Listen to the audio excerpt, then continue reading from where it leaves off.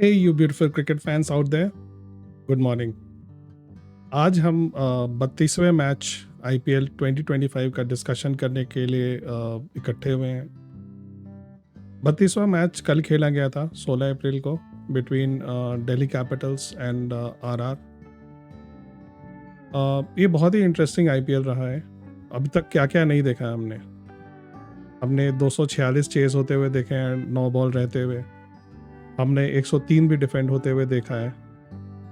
हमने 193 पे 3 विकेट गिरते हुए देखा है 206 के चेज में।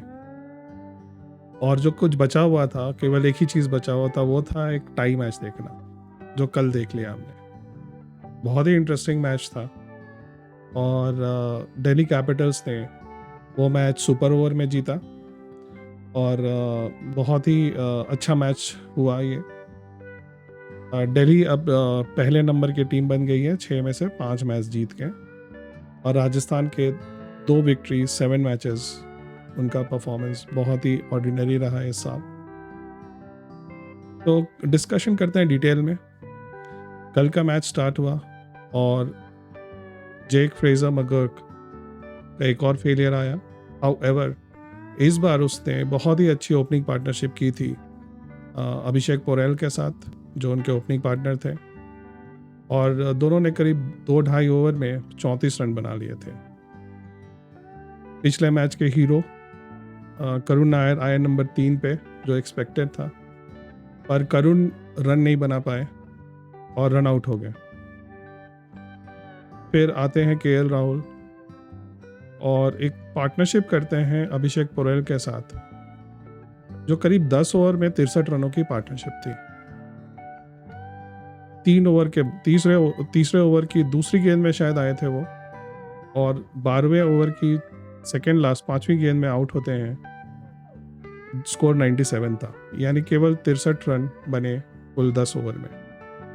अब इसका रीज़न ये हो सकता है, आप एक तरह से बोल सकते हैं कि पिच स्लो थी, पर जो मैंने केएल के साथ देखा है एक इशू, वो ये है कि जब इस तरह के बैट्समैन जिनका बेसिक टेक्निक डिफेंसिव गेम पे बेस्ड है, तो जब भी चीज़ें थोड़ी डिफ़िकल्ट होती हैं, दे गो इनटू देयर शेल, वो थोड़ा स्लो खेलते हैं। और कल भी शायद यही हुआ। उन्होंने 38 रन तो बनाए, पर 32 गेंद लग गया। और उसके तुरंत बाद 105 रन पे अभिषेक पोरेल आउट होते हैं 49 रन्स बना के। कल एक अच्छी चीज़ हुई कि अक्सर ने, जैसे हमने डिस्कस किया था प्री मैच में, कि अक्सर को 5वें नंबर पे नहीं आना चाहिए, शायद 1 नंबर बाद आना चाहिए, क्योंकि उनकी बल्लेबाजी अच्छी नहीं हो रही है। और एनीवन कैन से कि जो ट्रिस्टन स्टब्स है उनसे बेहतरीन बल्लेबाज है। और कल आज यही साबित हुआ। ट्रिस्टन स्टब्स उतरते हैं 5वें नंबर पे और 18 गेंदों में 34 रन बनाते हैं। 1 नंबर पीछे उतर के अक्षर पटेल ने भी 34 रन 14 गेंदों में बनाए, और आशुतोष ने फिनिशिंग टच दिया। ऐसे कुछ बहुत अग्रेसिव नहीं खेल पाए और 15 रन बनाते हैं 11 गेंदों में। Total score 188 for 5। कल की जो अच्छी बात ये लगी कि ये हो सकता है कि जो मिडिल ओवर्स में जब केएल बैटिंग करे थे, हो सकता है उस समय पिच स्लो थी, जो कि एक्चुअली दिख रही थी उनकी बैटिंग देख के। और सडनली उनके आउट होने के बाद और पोरेल के आउट होने के बाद पिच तेज़ हो जाती है, बल्लेबाजी भी तेज़ होने लगती है। हो सकता है कि उस समय ड्यू सेटल होने लगा था, इसीलिए शायद तेज़ हो गई थी। पर मेरा ये भी ख्याल है कि बल्लेबाज भी बदल गए थे, इसलिए भी पिच में बेटर बैटिंग की उन लोगों ने। 188 यूजुअली बहुत ही ज़्यादा अच्छा स्कोर नहीं माना जाता है इस पिच पे, पर it was a decent enough score. Jofra Archer ने कल अगेन बहुत फास्ट, बहुत अच्छी गेंदबाजी की। पेस लाइक फायर जो हम बोलते हैं, वैसा उन्होंने गेंदबाजी करी और 2 विकेट निकाले। देश पांडे और संदीप, देश पांडे ने ठीक ठाक देश पांडे ने अच्छी बॉलिंग नहीं की। मुझे नहीं लगता है कि आप उसे ठीक ठाक गेंदबाजी भी कह सकते हैं। 3 ओवर में आई थिंक 30-31 रन दिए थे उन्होंने।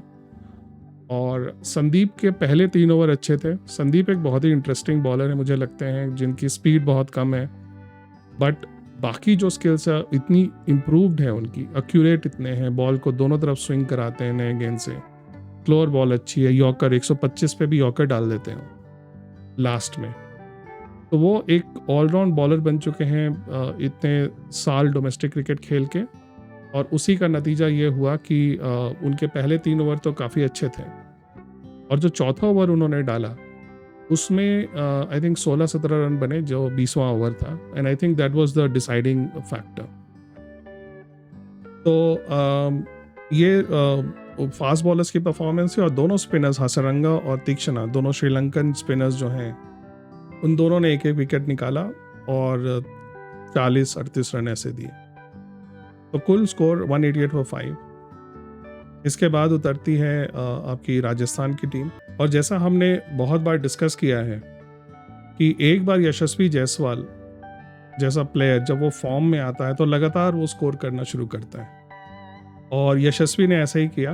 अपनी चौथी इनिंग्स में तीसरी हाफ सेंचुरी बनाई, 51 बनाया उन्होंने 37 गेंदों में। काफ़ी एलिगेंट लगे, काफ़ी अच्छे शॉट्स खेले उन्होंने, और सैमसन के साथ एक बहुत ही अच्छी ओपनिंग पार्टनरशिप भी की थी।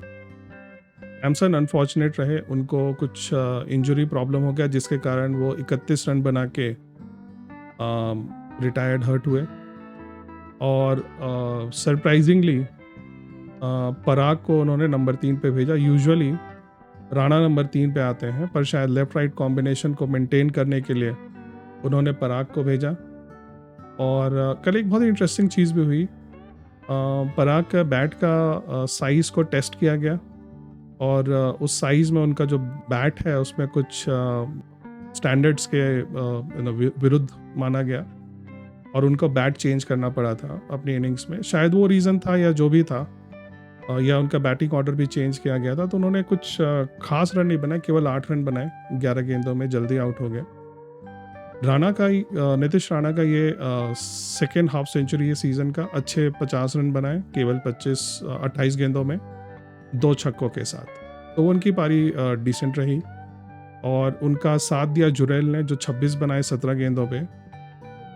जुरेल की इनिंग्स में उतनी मतलब 26 तो बनाए, पर 17 गेंदों का मेरे ख्याल से बाद में इम्पैक्ट हुआ। हेटमायर ने कुछ 15 बनाए 9 गेंदों में। तब ले दे के भी लास्ट ओवर में केवल 9 रन बनाने थे, और यहाँ पे कौन आते हैं? Mitchell Starc, one of the best slog over bowlers.